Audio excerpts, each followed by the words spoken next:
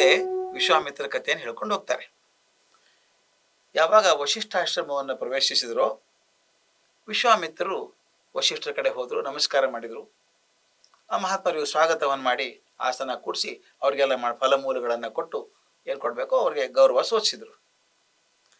ಆ ಎಲ್ಲ ಆದಮೇಲೆ ವಿಶ್ವಾಮಿತ್ರರು ವಶಿಷ್ಠರನ್ನ ಕುರಿತು ತಪಸ್ಸೆಲ್ಲ ಸರಿ ಆಗ್ತಾ ಇದೆಯಾ ಋಷಿಗಳೇ, ಅಗ್ನಿಹೋತ್ರ ಆಗ್ತಾ ಇದೆಯಾ, ಶಿಷ್ಯ ವೃಂದಗಳು ಗಿಡ ಮರಗಳೆಲ್ಲ ಸರಿಯಾಗಿದ್ದಾವ, ನಿಮ್ಗೇನಾದರೂ ಅನುಕೂಲ ಆಗಬೇಕಾಗಿತ್ತಾ, ಯೋಗಕ್ಷೇಮ ಚೆನ್ನಾಗಿದೆಯಾ ಅಂತ ರಾಜನಾಗಿ ಎಲ್ಲ ಕೇಳಿದ. ವಶಿಷ್ಠ ಮಹರ್ಷಿಗಳು ಕೇಳಿದರು, ಮಹಾರಾಜ ನೀನು ಚೆನ್ನಾಗಿದ್ಯಪ್ಪ, ಪ್ರಜೆಗಳು ಚೆನ್ನಾಗಿದ್ದಾರಾ, ಧರ್ಮದಿಂದ ರಾಜ್ಯ ಪಾಲನೆ ಮಾಡ್ತಾ ಇದ್ದೀರಾ ಅಂತ ಕೇಳಿದ ಮಾತನ್ನು ಕೇಳ್ತಾರೆ. ಇವತ್ತಿಗೆ ಬಹಳ ಮುಖ್ಯವಾದ ಮಾತು ಅನಿಸ್ತದೆ, ಹಾಗೆ ಬಂತು ನಾವು ಓದ್ಬೇಕಾಗಿರೋದನ್ನ. ಕಚ್ಚಿತ್ತೇ ಸಮೃತಾಭೃದ್ಯ ಕಚ್ಚಿತ್ತಿಷ್ಟಂತಿ ಶಾತನೆ ಕಚ್ಚಿತ್ತೇ ವಿಜಿತ ಸರ್ವೇ ರಿಪುವೋ ರಿಪುಸೂದನ ಅಂತ ಕೇಳ್ತಾರೆ. ಅಂದ್ರೆ ಏನರ್ಥ? ನಿನ್ನಿಂದ ಪೋಷಿತರಾದಂಥ ಅಧಿಕಾರಿಗಳೆಲ್ಲರೂ ನಿನ್ನ ಆಜ್ಞೆ ನಡೆಸ್ತಾರೇನಪ್ಪ. ಕೆಲವೊಂದ್ಸಲ ಮೇಲವ್ರು ಹೇಳಿದ್ರೆ ಅಧಿಕಾರಿಗಳು ನಡೆಸೋದೇ ತಂಪಾಡಿತ ಮಾಡ್ಕೊಂಡೇ ಇರ್ತಾರೆ. ಎಷ್ಟು ಆಗಿನ ಕಾಲಕ್ಕೆ ವಾಲ್ಮೀಕಿಗಳು ಪ್ರಶ್ನೆ ಕೇಳೋದು ನೋಡಿ ಎಷ್ಟು ಚೆನ್ನಾಗಿದೆ ಅದು. ವಶಿಷ್ಠರು ವಿಶ್ವಾಮಿತ್ರ ಕೇಳ್ತಾನೆ, ಹೌದಪ್ಪ ನೀ ಧರ್ಮದಿಂದ ರಾಜ್ಯ ಪಾಲನೆ ಮಾಡ್ತಾ ಇದೀಯಾ, ನಿನ್ನ ಅಧಿಕಾರಿಗಳಿದ್ದಾರಲ್ಲ, ನೀನು ಹೇಳಿದ್ದನ್ನು ಕೇಳ್ತಾರಾ ಇಲ್ಲ, ನಿನ್ನ ಮಾತನ್ನು ಕೇಳ್ತಾರಾ ಇಲ್ಲ. ಎಲ್ಲೆಲ್ಲಿ ರಾಜ್ಯ ಕೆಟ್ಟ ಹೋಗತ್ತೆ ಅಂದ್ರೆ ಅಧಿಕಾರಿಗಳು ಮೇಲ್ನವ್ರ ಮಾತು ಕೇಳೋಲ್ಲ, ತಮ್ಮ ಸ್ವಾರ್ಥಕ್ಕೋಸ್ಕರ ತಮ್ಮ ನಡೆ ನಡೆಸ್ಕೊಂಡು ಹೋಗ್ತಾರೋ ಅಲ್ಲೆಲ್ಲ ಸರ್ಕಾರಗಳು ವಿಫಲ ಆಗ್ತವೆ. ಎಲ್ಲ ಕಡೆ ಕಂಡದ್ದು ನಾವು. ಯಾರು ನಮ್ಮ ಕಾನ್ಸ್ಟಿಟ್ಯೂಷನ್ಲಿ ತಪ್ಪಿದೆ ಅಂತ ಹೇಳೋಕೆ ಸಾಧ್ಯವೇ ಇಲ್ಲ, ತುಂಬಾ ಚೆನ್ನಾಗಿದೆ. ಅದರ ಪಾಲನೆ ಮಾಡೋರಿದ್ದಾರಲ್ಲ ಅವ್ರು ಸರಿಯಾಗಿ ಮಾಡದೆ ಹೋದ್ರೆ ಅನಾಹುತ ಆಗುತ್ತೆ. ಅದನ್ನ ಅವತ್ತು ಕೇಳ್ತಾರ ಅವರು. ಕಚ್ಚಿತ್ತೇ ಸಮೃತ ಭೃತ್ಯ ಕಚ್ಚಿತ್ತಿಷ್ಟಂತಿ ಶಾಸನೆ, ಶಾಸನದಲ್ಲಿ ಹೇಳಿದ ಹಾಗೆ ನಿಮ್ಮ ಅಧಿಕಾರಿಗಳ ಕೆಲಸ ಮಾಡ್ತಿದ್ದಾರೇನಪ್ಪ, ಏನು ಉನ್ಮತ್ತರಾಗಿದ್ದಾರ, ಲಂಚಕೋರರಾಗಿದ್ದಾರ, ಅಧಿಕಾರ ಹೇಳ್ದಂಗೆ ಕೇಳ್ತಾರ ಇಲ್ವಾ? ಮುಂದೆ ಶತ್ರುಗಳನ್ನ ಗೆದ್ದಿದ್ದೇನಪ್ಪ, ನಿನ್ನ ಚತುರಂಗ ಬಲ ಭಂಡಾರ ಮಿತ್ರರು ಎಲ್ಲ ಚೆನ್ನಾಗಿದ್ದಾರೆ ತಾನೆ, ನಿನ್ನ ಮಕ್ಕಳು ಮೊಮ್ಮಕ್ಕಳು ಎಲ್ಲ ಚೆನ್ನಾಗಿದ್ದಾರ? ಎಷ್ಟು ಚೆನ್ನಾಗಿ ಕೇಳುವಂಥ ಮಾತು, ಒಂದೊಂದು ತೂಕ, ಅಧಿಕಾರದಿಂದ ಹಿಡ್ಕೊಂಡು ನನ್ನ ಮೊಮ್ಮಕ್ಕಳವರೆಗೂ ವೈಯಕ್ತಿಕವಾಗಿ ಎಲ್ಲ ಕೇಳ್ತಾರೆ. ಎಲ್ಲ ಕೇಳಿದ್ಮೇಲೆ ಎಲ್ಲ ಚೆನ್ನಾಗಿದ್ದೀನಿ ಅಂತ ವಿನಯವಾಗಿ ಹೇಳ್ತಾನೆ ವಿಶ್ವಾಮಿತ್ರ. ಇಬ್ಬರು ಬಹಳ ಸಂತೋಷವಾಗಿ ಮಾತಾಡ್ತಾರೆ. ಇಬ್ಬರು ದೊಡ್ಡವರೇ, ಒಬ್ಬ ಶಕ್ತಿಯಲ್ಲಿ ಅನಾಥ ದೊಡ್ಡವನು, ಜ್ಞಾನದಲ್ಲಿ ವಶಿಷ್ಠ ದೊಡ್ಡವರು, ಇಬ್ರು ಕೂತಿದ್ರು. ಕೊನೆಗೇನು ಮುಗಿತಲ್ಲ ಡಿಸ್ಕಷನು.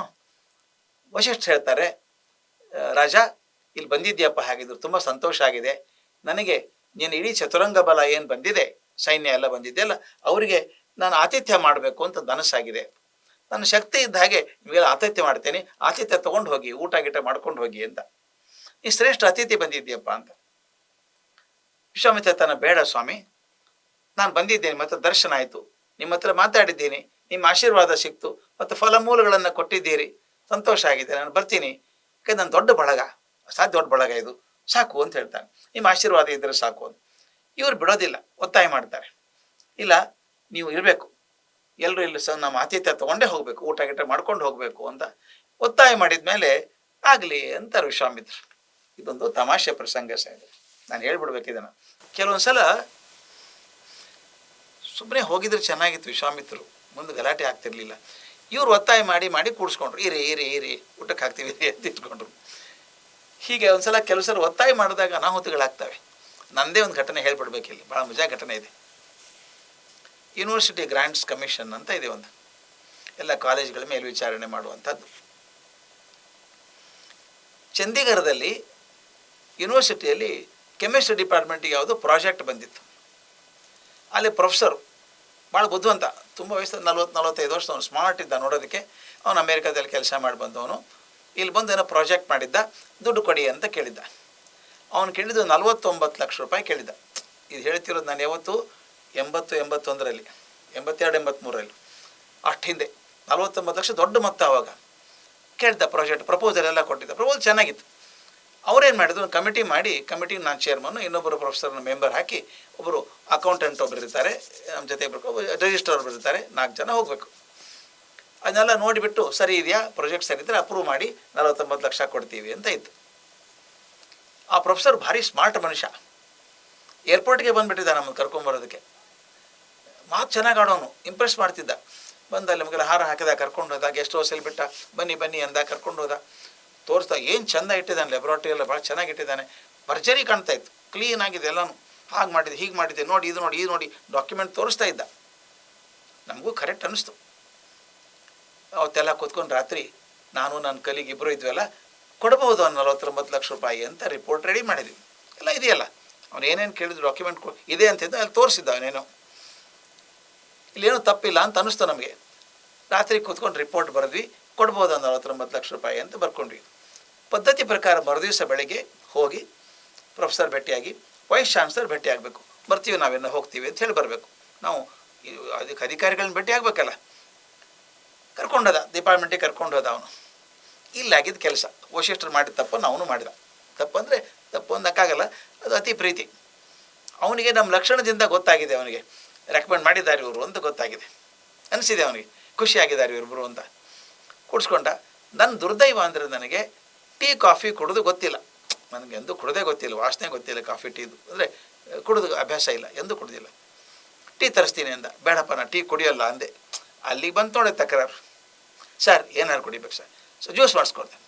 ಜ್ಯೂಸ್ ತೊಗೊಂಬರೋ ಅಂದ. ಟೀ ಬಂದಷ್ಟು ಬೇಗವಾಗಿ ಜ್ಯೂಸ್ ಬರೋಲ್ಲ. ಕ್ಯಾಂಪಸ್ಸಲ್ಲಿ ಕ್ಯಾಂಟೀನಿಗೆ ಹೋಗಬೇಕು, ಜ್ಯೂಸ್ ಮಾಡಿಸ್ಕೊಂಡು ಬರಬೇಕು, 15-20 ನಿಮಿಷ ಆಗುತ್ತೆ. ನಾನು ನನಗೆ ಎದುರು ಅಕೌಂಟೆಂಟು 3 ಜನ ಕೂತಿದ್ವಿ. ನಿಮ್ಮ ಕಣ್ಣು ಮುಂದೆ ಚಿತ್ರ ಬರುತ್ತೆ, ಮುಂದೆ ಪ್ರೊಫೆಸರ್ ಕೂತಿದ್ದಾನೆ, ಏನೇನು ಹೇಳ್ತಾ ಇದ್ದಾನೆ ಅವನು. 15 ನಿಮಿಷ ಕಳಿಬೇಕಲ್ಲ ಹೇಗಿದ್ರು. ಆವಾಗ ಒಂದು ತಮಾಷೆ ಆಯಿತು. ನಾವು ಹೋಗ್ಬಿಟ್ಟಿದ್ದು ಥ್ಯಾಂಕ್ ಯು ಅಂತ ಹೋಗಿದ್ರೆ ಮುಗಿದು ಹೋಗಿರೋದೆಲ್ಲ. ಅಷ್ಟೊತ್ತಿಗೆ ಬಾಗಿಲಲ್ಲೂ ಮನುಷ್ಯ ಬಂದ, ತೆಳ್ಳಗೆ ಕೋಲಿನ ಹಾಕಿ ಮನುಷ್ಯ. ಬಾಗಿಲಲ್ಲಿ 1-2 ಫೈಲ್ ಹಿಡ್ಕೊಂಬಂದ. ಅವನು ಬಂದ ತಕ್ಷಣ ಈ ಪ್ರೊಫೆಸರ್ ಇದ್ನಲ್ಲ, ಯಾಕೋ ಏನೋ ಹಾಗೆ ಕೋಪ ಬಂದ್ಬಿಡ್ತು ಅವನಿಗೆ.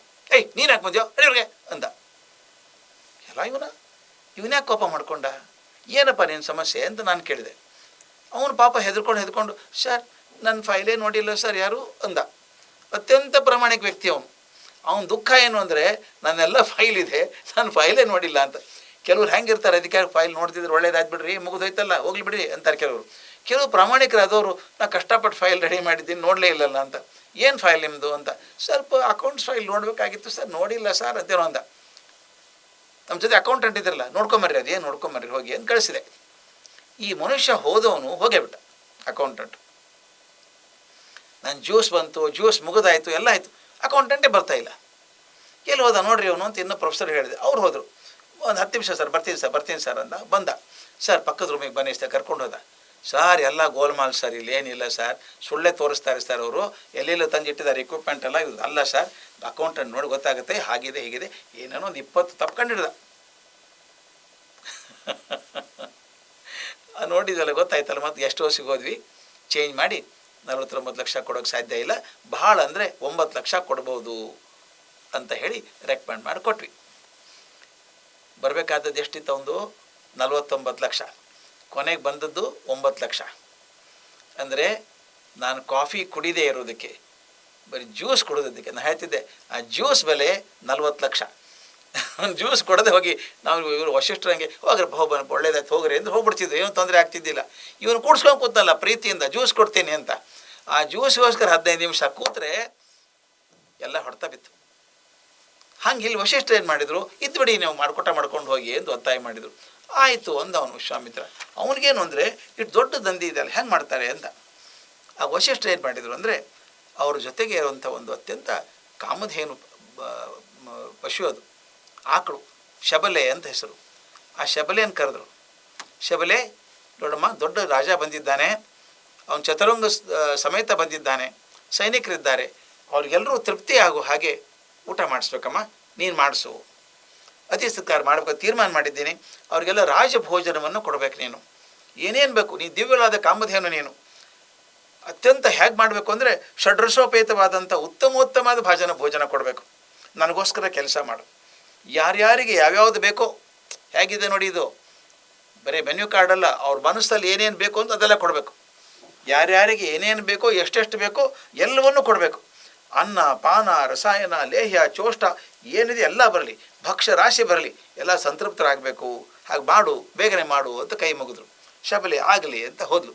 ಅಲ್ಲಿಗೆ 52ನೇ ಸರ್ಗ ಮುಗಿತದೆ.